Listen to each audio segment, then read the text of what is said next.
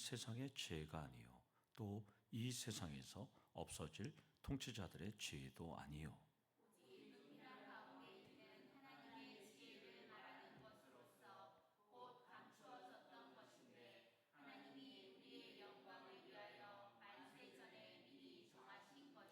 이 지혜는 이 세대의 통치자들이 한 사람도 알지 못하였나니 만일 알았더라면 영광의 주를 십자가에 못 박지 아니하였으리라. 기록된 바 하나님이 자기를 사랑하는 자들을 위하여 예비하신 모든 것은 눈으로 보지 못하고 귀로 듣지 못하고 사람의 마음으로 생각하지도 못하였다 함과 같으니라. 아멘. 옆에 계신 분, 앞뒤에 계신 분하고 인사하겠습니다. 사랑합니다. 축복합니다. 사랑합니다. 축복합니다. 예, 오셨는데요. 이쪽 다 어디 가셨어요? 정혜집사님. 다 어디 가셨어요? 다음 주에는 다 전도회 갖고 오셔요? 네, 아멘. 예, 원주 집사님 오늘 전시회 간다 그랬고, 이영호 원사님 어머님한테 가셨고, 예, 그래서 이쪽에 쫙 비었는데, 예, 정혜집사님 오늘 안 온 줄 알고 깜짝 놀랐네요. 전멸했습니다. 예. 역사상 가장 넓은 제국의 기초를 세운 몽골의 초대왕 징기스칸 다 아시죠? 그 징기스칸의 명언 중에 이런 말이 있어요. 전사는 태어날 때 정해지는 것이 아니라 길러지는 것이다. 이렇게 징기스칸이 말했습니다. 이것은 징기스칸의 경험에서 나왔습니다. 징기스칸은 9살 때 아버지를 잃고 마을에서 쫓겨나서 외톨이로 지냈습니다. 그리고 들쥐를 먹으면서 연명했습니다. 그리고 이름도 쓸 줄을 모르는 문명이었습니다. 얼굴에 화살을 맞아서 혼수 상태에서 죽다 살아났습니다. 그런데 징기스칸은 인생을 돌아보니까 글자도 쓰지 못하는 내가 부족함 때문에 오히려 잘 살았다는 것을 깨닫게 되었습니다. 물론 부족함 때문에 인생이 실패한 분들을 우리는 많이 보기는 합니다. 그러나 징기스칸과 같이 부족함을 극복하는 순간에 우리는 축복의 인생이 된다는 것입니다. 반면에 고린도 교회는 지혜도 은사도 능력도 풍부했습니다. 그러다 보니까 자랑과 교회 안의 지위에 집착하면서 분열했습니다. 성숙한 신앙의 영적 어른의 모습이 아니라 어린아이와 같았습니다. 그래서 사도 바울은 본문 6절부터 4장 21절까지 온전한 그리스도인은 하나님의 지혜를 구해야 한다라고 강조합니다. 온전한 그리스도인은 태어날 때부터 정해지는 것이 아니라 그렇죠. 성령께서 길러지는 것입니다. 그래서 제가 징기스칸의 명언을 갖고 나온 거예요. 여러분들, 전사는 태어날 때부터 정해지는 것이 아니라 길러지는 것처럼 온전한 그리스도인도 태어날 때 정해지는 것이 아니라 성령 안에서 길러진다는 것을 기억하고 힘쓰기를 소망합니다. 오늘은 6절에서 9절까지 살펴보면서 바울이 정의하는 하나님의 지혜가 무엇인지, 그리고 하나님의 계시가 알게 해준 것이 무엇인지에 대해서 살펴보는 시간을 갖도록 하겠습니다. 지난주 살펴봤듯이 바울은 1절에서 5절까지 고린도에 있을 때 자신의 경험을, 자신의 이야기를 전했어요. 이제는 하나님의 지혜를 정의하기 위해서 내가 아니라 1인칭 복수 우리로 주어를 바꿉니다. 6절에 온전한 자로 번역된 이 헬라어 텔레이오이는 온전하다라는 번역보다는 성숙한 자로 번역하는 것이 조금 더 좋을 것 같습니다. 왜냐하면 사람은 하나님 앞에서 온전할 수 없기 때문입니다. 물론 하나님 앞에서도 성숙한 이것도 교만할 수 있겠지만 온전하다보다는 그래도 성숙한으로 번역하는 것이 조금 더 하나님 앞에서 겸손하기 때문입니다. 사람은 온전할 수 없다는 것, 우리가 보셔야죠. 하나님 앞에서 또한 우리 성도들은 성숙도 교만할 수 있어요. 모든 신자는 성령의 교통하심으로 말미암아 온전하게 자라야 합니다. 성숙한 신앙의 모습을 보여야 하는 것이 우리의 삶인 것이죠. 오늘 기도도 그런 기도를 했잖아요. 빛과 소금의 역할을, 그런 삶을. 우리 집사님이 일하는 분들은 빛과 소금이 아는 분들이 많은가 봐요. 그러니까 빛과 소금을 해야 된다, 이렇게 기도하셨어요. 좋은 성숙한 신앙이에요. 바울은 고린도 성도 중에서 성숙한 신앙인도 있고 반면에 어린아이와 같은 신앙이 있었다는 것을 지금 밝히고 있는 거예요. 그래서 온전한 자, 이렇게 얘기하는 거예요. 따라서 고린도 교회는 성숙한 신앙인도 있었고 미성숙한 어린아이 같은 신앙이 있었다는 거예요. 자신을 자랑하고 교회 안의 지위를 집착하고 차별과 편견 속에서 고린도 교회처럼 분열시키는 성도는 우리는 없어야 된다는 것이죠. 그러면 미성숙한 신앙인이 된다는 것입니다. 여기서 이 6절 말씀에서 온전한 자를 통해서 우리가 살펴볼 첫 번째 포인트는, 교회는 성숙한 신앙인도 있고 미성숙한 신앙인도 있음을 전제하셔야 되는 거예요. 늘 마음에서 교회 예배 나오고 교회에서 신앙생활 하다 보면 다 온전하고 다 성숙한 사람이라고 착각할 때가 있어요, 우리가. 그러나 교회 안에서는 미성숙한 어린아이도 있다는 것을 늘 마음속에 염두에 두셔야 상처를 조금 더 덜 받습니다. 그런데 이걸 알지만 막상 미성숙한 신앙인을 만나면 힘이 들어요. 바울도 고린도 교회 내에 바울파, 아볼로파, 게바파, 그리스도파, 그거 만나니까 바울은 또 자신의 사도성과 심지어 가르침까지 공격하니까 바울이 흥분한 거거든요, 여러분들. 대사도 바울조차도 자신을 공격하니까 막 힘들었어요.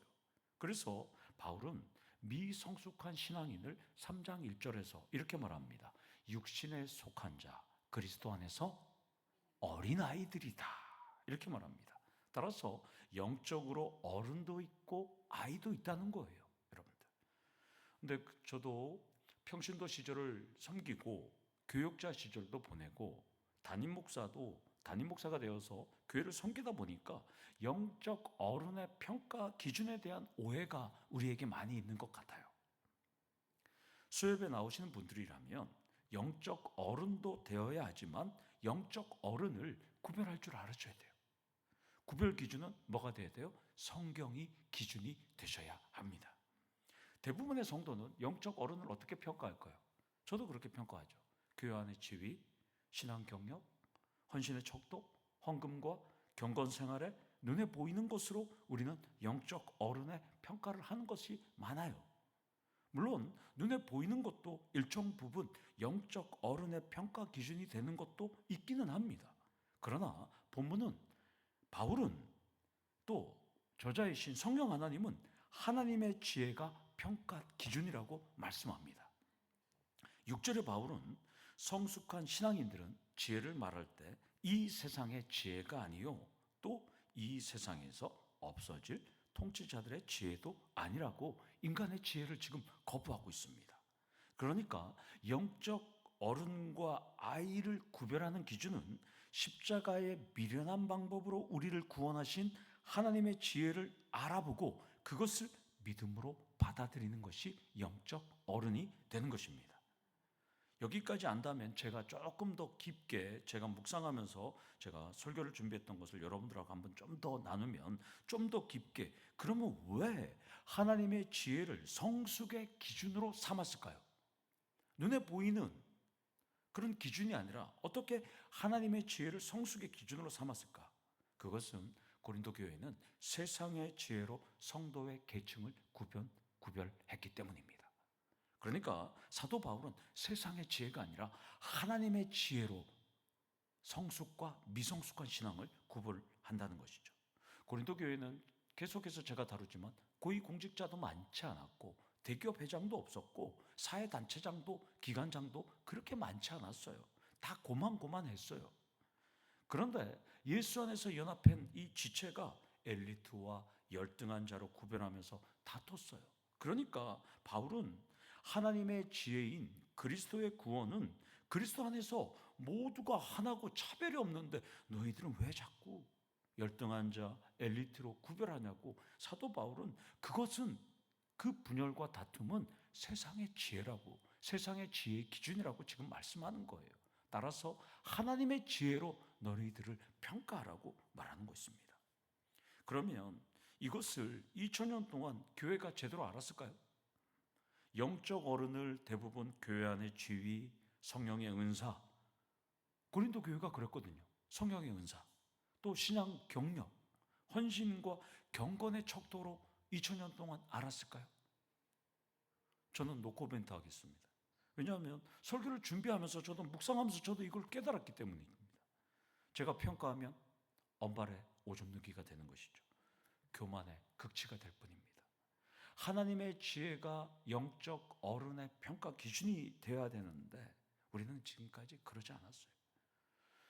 하나님의 지혜가 평가의 기준이라면 이제 교회 안의 지위, 신앙의 경력, 헌신, 세상의 가치, 세상의 물질, 세상의 계급, 세상의 이것들을 다 내려놓고 이제 우리는 영적 어른의 기준은 교회 안에서 말씀대로 살려고 몸부림치고 복음을 전하며 생명 구원에 열정을 다하고 밖에 나가서 빛과 소금의 역할로 살아가는 그런 성도들이 최고의 지혜자가 된다는 것입니다.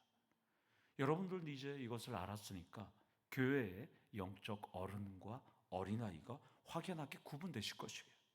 그동안의 기준은 바울처럼 지금 본문이 말하는 것처럼 배설물로 여기면 감사하겠습니다.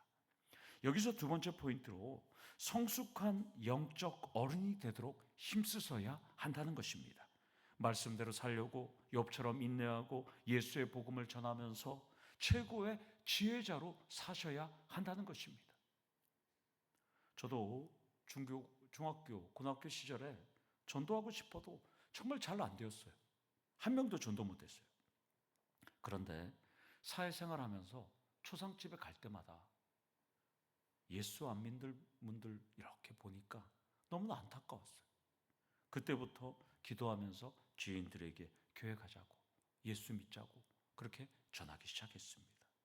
우리가 바울처럼 전 세계를 다니면서 복음을 전할 수는 없어요. 그러나 복음의 빚진 자로서 주님의 지상 대명령인 복음을 전하지 않고 영적 어른으로만 행세한다면 사탄만 손뼉친다는 것을 잊지 마시기를 원합니다. 바울은 성숙한 지혜는 이 세상의 지혜와 이 세상에서 없어질 통치자들의 지혜가 아니라고 하면서 7절에 하나님의 지혜에 대한 정의를 내립니다. 바울은 하나님의 지혜에 대해서 은밀한 가운데 감추어졌던 것으로 우리의 영광을 위해서 만세전에 미리 정하신 것이라고 말씀합니다. 여기서 은밀한 헬라어 미스테리오는 미스테리 영어로 신비예요. 신비. 감추어진 아포케림 메넴은 신비를 의미해요. 이 감추어진. 그러니까 신비, 비밀, 시크릿이죠. 이 감추어진. 그러니까 신비와 비밀. 바울은 하나님이 선택하시고 성령을 받은 신자는 하나님의 지혜를 분별할 수 있지만 세상의 지혜로는 믿을 수 없으니까 이것을 뭐라 그래요? 미스테리온, 미스테리, 신비, 그리고 비밀이라고 지금 말하는 겁니다. 그러니까 여러분들이 아무리 불신자에게 예수 믿으세요, 복음을 가르쳐도 그 사람들이 안 믿으면 그것이 뭐예요? 하나님께서 감춰진 신비와 비밀이 그 사람들에게 드러나지 않기 때문인 거죠. 세상대로 여러분들이 그 사람들에게 아무리 얘기해도 세상의 지혜로는 하나님의 지혜를 이해할 수 없는 거예요. 예전에 신구가 그런 말 했잖아요. 너희가 개맛을 알아, 이런 거 있잖아요. 광고에. 똑같은 거예요. 답답한 사람아, 네가 하나님의 지혜를 알아, 이게 되는 거예요. 그러나 선택한 사람들은 하나님의 지혜로 깨닫게 되는 것이고 선택하지 않은 사람들은 세상의 지혜로는 이해할 수 없는 것. 그래서 오늘 말씀처럼 하나님께서 하나님의 지혜에 대해서 은밀한 가운데 감추어졌던 것이다, 이렇게 말하는 것입니다. 따라서 여기서 세 번째 포인트로 하나님의 신비와 비밀의 지혜를 안 것만으로도 감사하셔야 한다는 것입니다. 왜냐하면 이걸 모르고 한국에서 이별하시는 분들이 거의 이제는 한 10%밖에 되지 않잖아요. 예수 믿는 사람들이. 그러니까 90%의 사람들은 이 하나님의 신비와 비밀의 계시의 지혜를 모르고 소천한다는 거예요. 근데 여러분들은 이걸 믿고 여러분은 받아들이니까 얼마나 감사해요. 결국 본문은 만세 전부터 계획하신 하나님의 지혜를 아는 사람들끼리, 고린도 성도들이 만세 전부터 하나님께서 계획하신 그 지혜, 그리고 감추어진 그 비밀의 지혜를 너희들 다 아는데, 아는 사람들끼리 왜 찌질하게 견제하고 다투고 시기하고 왜 분열하냐고, 제발 정신 차리라고 말씀하는 겁니다. 지금 사도 바울은 7절에 우리의 영광을 위하여 라는 뜻이, 이것은 뭘까요? 하나님의 목적은 우리가 그리스도의 영광에 참여하길 원하시는 것입니다. 그러니까 사도 바울은 자랑과 분열과 다툼이 아니라 우리는 그리스도의 영광을 참여하기 위함이다, 이렇게 말하는 겁니다. 따라서 여러분은 하나님의 신비와 비밀의 지혜를 아시는 분들이고 그리스도의 영광에 참여하는 분들이니까 겸손과 분별의 삶을 살아가셔야 한다는 것입니다. 천국에 가면 가족들과 제외하고 싶은 분들도 있죠. 그리고 가족들과 함께 살고 싶은 분들도 있어요. 그 반대인 분들도 있겠지만 중요한 점은 천국에 가면 우리가 그리스도의 영광에 참여한다는 것입니다. 그렇다면 오늘 좀 더 깊게 제가 묵상하면서 깨달았던 것이 뭐냐면, 그리스도의 영광에 참여하는 것이 무엇일까?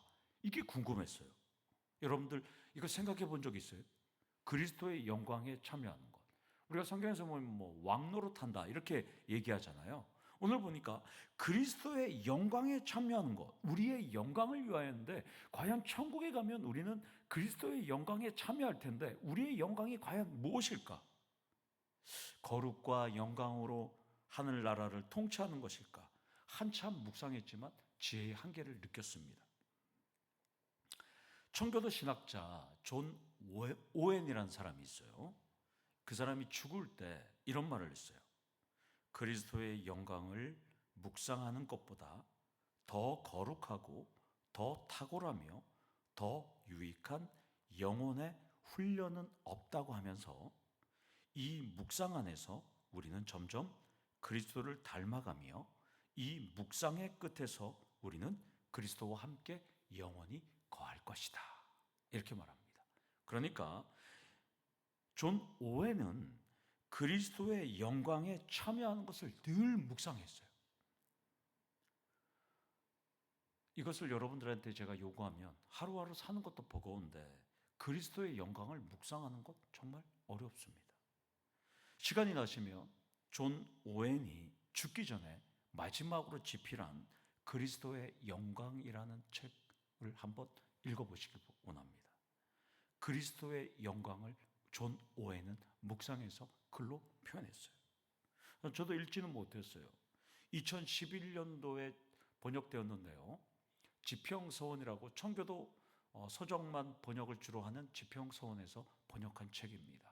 여러분 시간 날 때 그리스도의 영광을 과연 존 오웬은 어떻게 기록했는지 한번 보시면 좋겠습니다. 여기서 네 번째 포인트로 그리스도의 영광을 날마다 묵상하는 수준이 되셔야 한다는 것입니다. 묵상의 팁을 제가 드린다면, 여행 떠나기 전에 미리 즐거운 상상을 하는 것처럼 계시록 1장 13절에서 17절 말씀이 그리스도의 영광을 아주 잘 나타냅니다.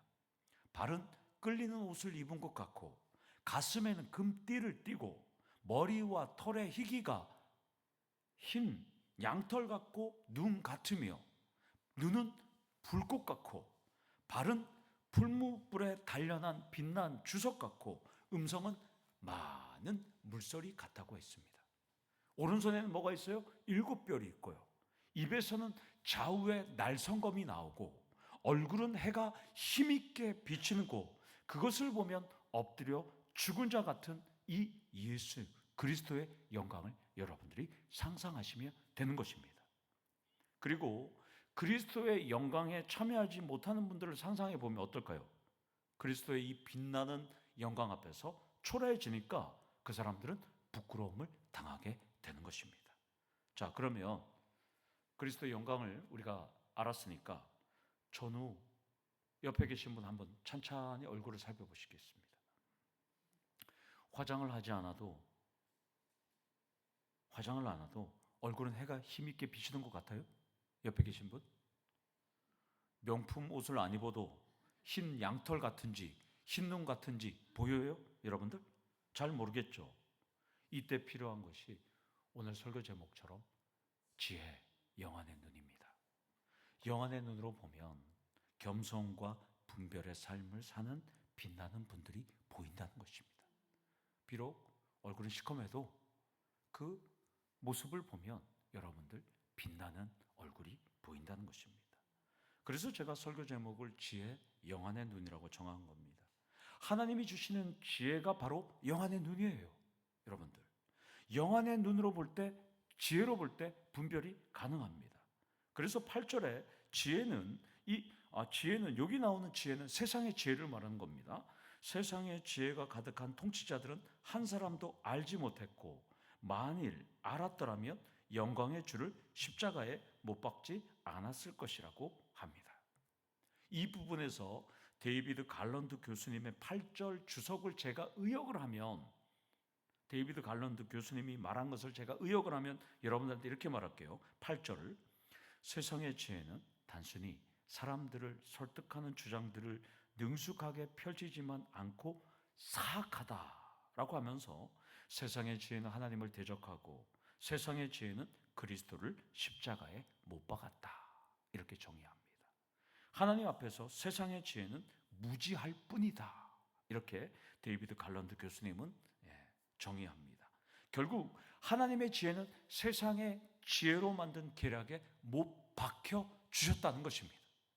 세상의 통치자들은 감추어진 하나님의 지혜를 알지 못했고 예수님을 죽였어요. 그것이 그들에게 죄였던 것입니다. 예수님은 십자가에서 이렇게 말합니다. 누가복음 23장 34절에 아버지 저들을 사하여 주옵소서. 자기들이 하는 것을 알지 못함이니이다. 예수님은 무지한 세상의 통치자들의 지혜를 용서해달라고 십자가에서 기도했습니다. 따라서 여기서 5번째로 여러분들은 하나님의 지혜로 영안의 눈을 열어서 보셔야 합니다. 보실 줄 알아야 합니다. 세상의 지혜, 육신의 지혜가 열리면 고린도 교회 성도들처럼 분열할 뿐이에요. 근데 오늘 8절에서 재미있는 점은 세상의 무지한 지혜가 만세전부터 하나님의 지혜로 계획하신 십자가 구원을 자신들도 모르게 완벽하게 성취하도록 수행했다는 점이에요. 그러니까 이것을 우리가 뭐라 불러요? 하나님의 섭리라고 부릅니다. 하나님께서 만세전부터 작정하신 그리스도를 십자가에 못 박히려는 하나님의 지혜를 세상의 무지한 지혜가 수행했다는 거예요. 그러니까 우리 하나님은 얼마나 대단하신 분이에요. 인간의 무지한 지혜를 다 사용하셨다는 것이죠. 구절은 각주가 달려있죠. 여러분들, 이사야서 64장 4절과 65장 17절을 인용했다는 표시가 여러분들한테 있을 것입니다. 신학자들은 이것을 바울이 70인경, 히브리 성경을 헬라어로 번역한 70인경을 의역했다고 보고 있습니다. 이사야서 본문의 결론은 하나님이 사랑하는 자들만이 구원을 얻을 수 있다는 것이 이 말씀의 결론이에요. 바울은 지금까지 말한 결론을 이사야서를 인용하면서 설명하는 거예요. 인간은 눈과 귀와 마음이라는 인식기관을 통해서 상황과 환경을 인식할 수 있잖아요. 그런데 바울이 이렇게 말해요. 인식기관으로는 하나님이 감추신 비밀을 알 수 없다라는 거예요. 우리의 눈과 귀와 마음으로는 하나님의 비밀을 인식할 수 없다는 거예요. 하나님은 그리스도의 십자가 구원으로 감추신 비밀을 다 드러내셨는데 그것만 믿기만 하면 되는데 세상의 지혜로는 그것을 믿을 수 없다는 것을 지금 말씀하고 있습니다. 그렇다면 인간의 지혜와 인식기관으로는 하나님이 은밀한 가운데 감추신 신비를 이해할 수 없는데 여러분들은 이 신비를 어디에 감췄는지 다 알고 있어요. 어디에 감췄어요? 하나님의, 제가 두 번째, 아까는 하나님의 정의를 얘기했는데 하나님의 계시가 알게 해주는 것. 하나님의 계시가 뭐예요? 성경이죠. 성경에 감추어진 이 오직 은밀한 가운데 만세 전부터 하나님께서 계획하신 하나님의 신비의 비밀이 이 계시, 이 성경 말씀에 다 기록되어 있는 거예요. 그래서 요한계시록의 계시라는 이 헬라어 단어가 아포칼립시스라는 단어잖아요. 이것은 베일에 가려져 있던 것을, 베일에 가려져 있던 비밀을 열어서 살짝 보여주는 거잖아요. 그것이 계시록이잖아요.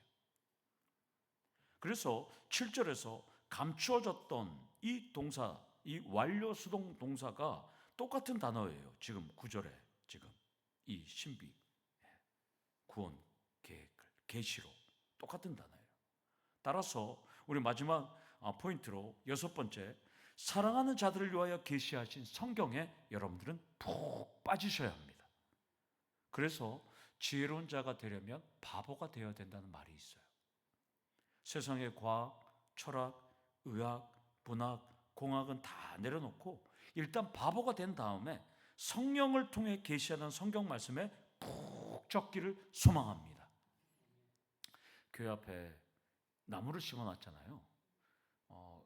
주일에 파고 또 월요일 날 땅을 파더니 어저께 나무를 심고 오늘은 흙을 덮고 내일은 또 이 경계석을 하려고 그러는지 아주 규칙적으로 아주 정해진 시간에 아주 자기들이 계획한 시간이 있는 것 같아요. 그것만 하면 다 사라져요. 저 나무가 무슨 나무일까요? 전 너무 궁금해갖고 물어봤어요. 오늘 인부한테 가서, 사장님 이 나무가 뭡니까? 저보고 리팝나무라 그러더라고요. 리팝나무 저 건너편에도 심겨져 있잖아요. 그러면서 제가 리팝나무를 모를까봐 하얀 꽃이 피는 나무입니다 그러더라고요. 이제 우리 이쪽에도 전부 리팝나무가 심겨져 갖고 이제 벚꽃이 끝나고 그다음에 벚꽃 말고 좀 복사꽃처럼 생긴 꽃이 지금 많이 폈잖아요. 그게 끝나면 이제 리팝나무가 꽃이 피게 되겠을 것입니다. 세상 사람들은 하나님은 없다, 천국과 지옥은 없다고 하면서도 사람이 죽으면 뭐라 그래요? 돌아가셨다고 그럽니다. 돌아가셨다는 것은 원래 본래 있는 곳으로 갔다는 뜻이잖아요. 결국 죽어서 간 장소는 과학계에서 말하는 진화도 아니고 또 과학계에서 말하는 빅뱅도 아니고 결국 또 돌아가셨다는 것이 어머니 뱃속으로 돌아가셨다는 것도 아니고 진화로 돌아갔다는 것도 아니고 빅뱅으로 돌아갔다는 의미도 아니고 처음 영원히 출발했던 곳으로 돌아갔다고 다 표현하는 거지 않습니까?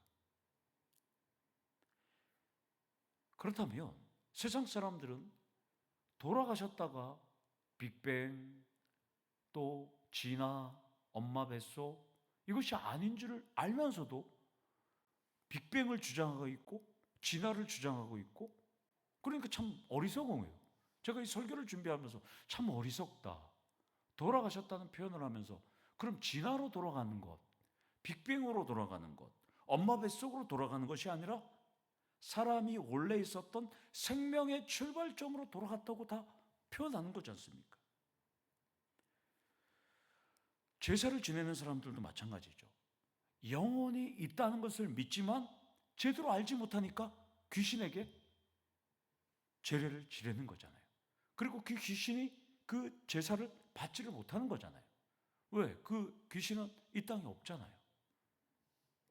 따라서 여러분들은 하나님의 은밀한 가운데에 감춰졌던 비밀을 아시는 분들이에요. 십자가의 복음을 아시는 분들이에요. 그러면 여러분들도 이 계시의 말씀을 여러분들이 가르쳐줄 의무가 있다는 것입니다. 아멘.